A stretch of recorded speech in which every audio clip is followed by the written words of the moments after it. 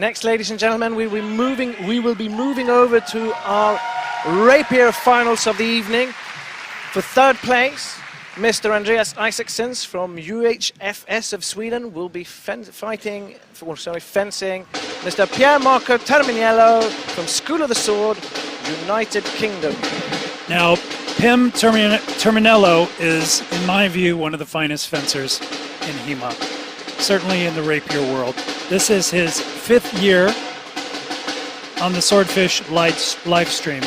He took bronze in 2012 and 13. He took gold in 2014 and 2015. So he really is one of the strongest competitors in all of HEMA in this discipline, Rapier and Dagger. His opponent was the Swedish champion, however. We now move on in to the finals for Rapier and winning Dagger. the gold in Rapier and Dagger in the blue corner, national championships. From UHFS Sweden, Andreas Isaksson. Andreas Isaacsons, ladies and gentlemen, from Uppsala Historiska Fäktskola in this corner, Hans Jarlind.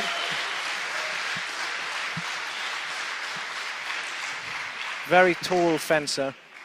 In the red corner, from the School of the Sword in the United Kingdom, Pier Marco Terminiello. Now, the thing about Pim is he is such a strong competitor. He took gold in Athens in June, and then after that in Astolat, the Astolat event in the UK. In both of those, he took gold. He had no losses in either one of those tournaments. Won every single match.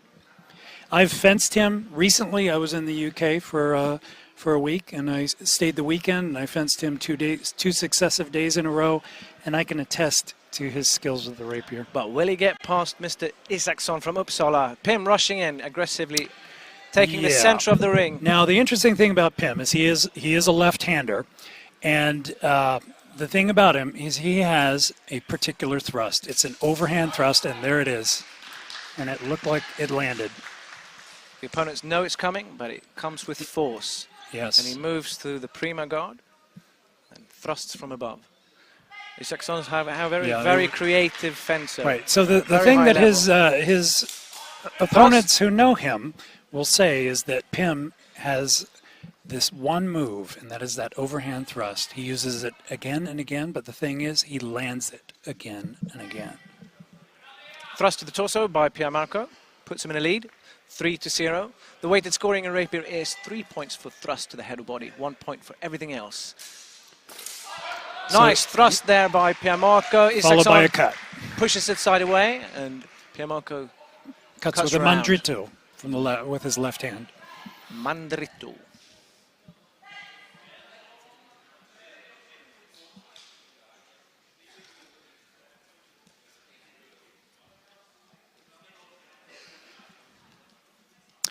Yeah, Pim has a fine sense of timing, distance. Oh, beautiful. Parried with a dagger by Pim.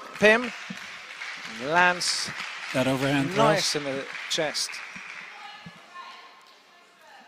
Gives him 2 points. So already 7-0 for Pim.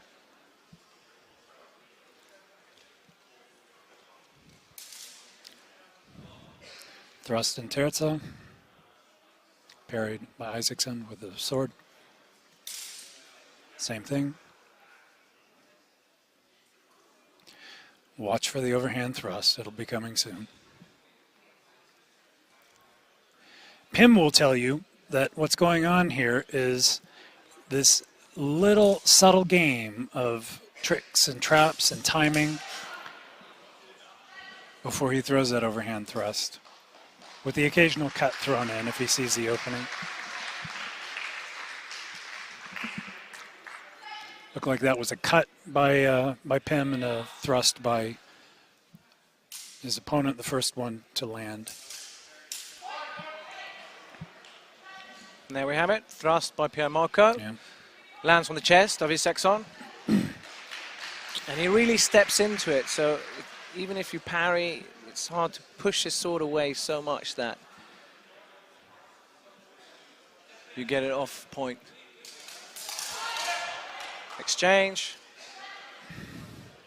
And when Pim is a lefty, right? So when he thrusts, he lands on Isaksson's right shoulder, which means that Isaksson has to parry away the sword all the way across his chest. He needs to shift Pim's sword a lot further, and by that time, it would have landed. Clearly, thrust with a dagger by Pim. Pim delivers an initial thrust, which misses. They close in, and Pim delivers a dagger thrust, which is worth 1 point regardless of the target. That was the first round. 4-11. And as we've said before, the golden rule in fencing is that if what you're doing is working, keep doing it. If it's not, you need to change your tactics. So Pim will continue to do what he does best, which is that overhand thrust. And on the other hand, we'll see if Isaksson changes his game. You saw at the end there, he started to become a little more aggressive and he started earning some points. He needs to continue that, take the fight to Pim, put pressure on him, and move in. And Isaksson is parrying with his sword from right to left, which means he's trying to shift Pim's sword across his entire body. He should be starting to push it to the right instead, over his shoulder. Not dictating what fencers should do. It's a far way to travel a sword if you parry it over your body. Well, that overhand thrust tends to come in on the outside line.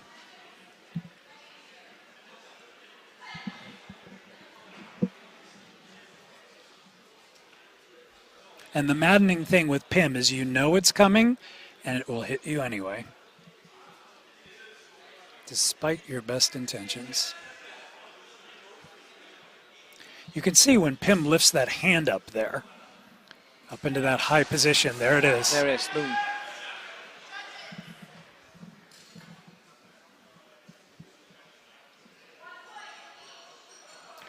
Looks like the either it hit on the arm or the judges didn't see that thrust land.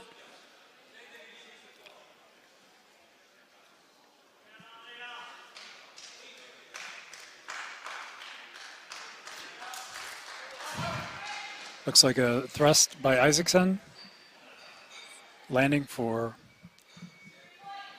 Slides on the arm of Pim. Yeah, Pim counters into the chest of Isaksson. Pim is a student of the Italian arts of rapier, and in fact he is one of the foremost researchers in that field. He regularly publishes material on that, which is great use to the HEMA community. He's one of those examples, along with people like Rob Runnekers and Francesco Loda, who are top rapier competitors, but also HEMA researchers. Looked like an overhand thrust by Terminiello, and another thrust underneath by Isaksson, canceling each other out. Terminiello with a commanding lead, 14-4. Isaksson appears a little more aggressive, but it's probably going to be too little, too late.